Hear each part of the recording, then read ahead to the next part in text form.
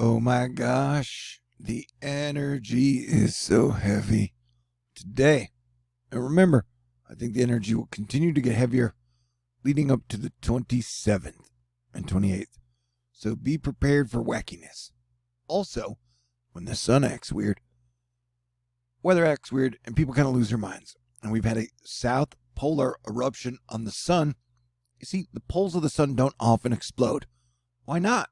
There are no sunspots up there. But it happened yesterday, on August 22nd. A spotless region near the sun's south pole erupted. But wait, there's more. There is a sunspot right now.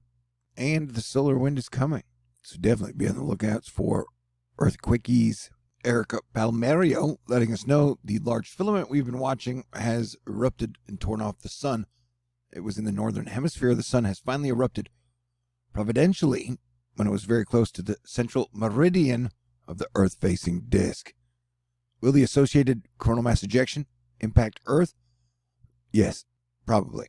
But don't freak out. It's not going to shut off the power grid. It'll just make you feel more energy inside your brain and your heart and your emotions. Chronograph data from SOHO near Earth show a large, albeit faint, structure encompassing the whole of the solar disk. This is known as a halo CME and usually indicates a CME moving largely towards Earth. If it erupted from the front side disk, of course. That's what she said. So yeah, it's a bing, a bang, and a boom, and it does look like it is probably potentially headed to Earth to make things even more interesting on the 100 hours leading up to the 27th. Halo CME is letting us know NASA's version of the Enlil model predicts the CME arrival late on the 26th. This is a rather weak eruption.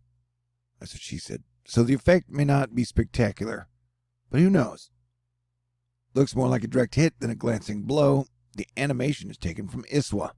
And so, yep, we got multiple reasons now to be watching for the 26th, 27th, 28th. But wait, there's even more. Knock, knock. Who's there? Orange who? Orange, you glad I didn't say a bunch of hurricanes or tropical storms or depressions? Anyway, we're definitely approaching peak hurricane season, which climatology is around the September 10th. And so the next 2 to 3 weeks are definitely going to be pretty dang exciting, I would guess. And so models have been pretty wacky in the last few runs. Hopefully the atmospheric defense team and Para Warriors and Asteroid Fight Club continue to do a great job, but we will track them all either way. Here we're just taking a gander at the GFS 0Z from the 23rd. You can see you've got a bogey coming out, goes back into Mexico about where Grace landed, and then you've got another one that follows soon after it, and this one gets all revved up. This is our September 3rd hurricane, which continues to show up on the models. It actually drops down to like a Category 4 hurricane. I'm not saying that'll happen. Like I said, so far, atmospheric defense team has done an incredible job, but I do want to remind people, just like Grace exploded from here to here, went from tropical storm to Category 3, right at the edges of the Gulf. It's the area that the atmospheric defense team does seem to have problems. And so I do think a Category 1 to 2, 3 Gulf hurricane is possible. It always seems to kind of explode during the Gulf. We even saw that happen in 2020 for Louisiana. So unfortunately, these will probably have to be taken seriously. Here is the 6Z. And so you get a hurricane, boom, getting to where just south of Texas. And then you get your next one. Here's our September 3rd hurricane. Boom. Goes and hits the heel. So, and then you get another one. So we got definitely shit to watch. And so here's the latest GFS. It shows our first hurricane, I think around the 27th. It goes down into just south of Texas again. I think it's Cat 1. Yeah. Boom. Cat 1. Goes just south of Texas. Wait, what heck shiz. And then we get our September 3rd hurricane going up into Louisiana again. Boom. And then we get another one headed. So, active period coming up, yo. Minnesota and Wisconsin fires and floods. You better be ready. It is still August, so heat is still going to be a big deal. But the fog, man. I'm a fog fearmonger. Everybody be scared of the fog. Asterisk. Yeah, dude, these are Minnesota fires and Ontario, I believe. Yeah, Minnesota. Just brought to us by California Weather. Talking about.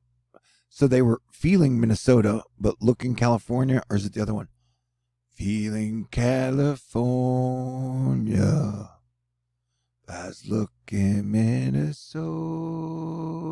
Man, Henri has been drenching people, but here we're just talking about South Dakota, Minneapolis, Eau Claire, and Green Bay. So yeah, those fires are kicking, man. Minnesota and the Canada. Hey, stay cool, Tiffany. Whoever you are, lady. Tomer Berg saying, hey, with Henri finally starting to slowly depart, here's a look at estimated rain totals over the last 48 hours. New Jersey ended up with the most rain, with over 4 inches across much of New Jersey. What? As high as 8 to 10 inch spots. Man, this post was confusing, Tomer. Oh, maybe my brain's not working. Anywho, yep, it was a lot of rain. Even though the tropical storm hit here, most of the rain ended up over there. Hey, all the people who have a boner to go to Mars, why don't you just go to Lake Tahoe? Looks just like freaking Mars, bro. Looks just like Mars. James Wilson, gusty storms with wind gusts up to 60 miles per hour down trees. Talking, hey, St. Louis, what's up? Hey, happy Festivus, or whatever. Trump was like, I got vaccinated. It's working well. You should get vaccinated. And then Alex Jones was like, well, maybe Trump's actually a dumbass.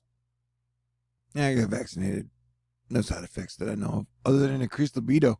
Millions in the Northeast are under severe weather alerts as Tropical Storm Henri made landfall in Rhode Island.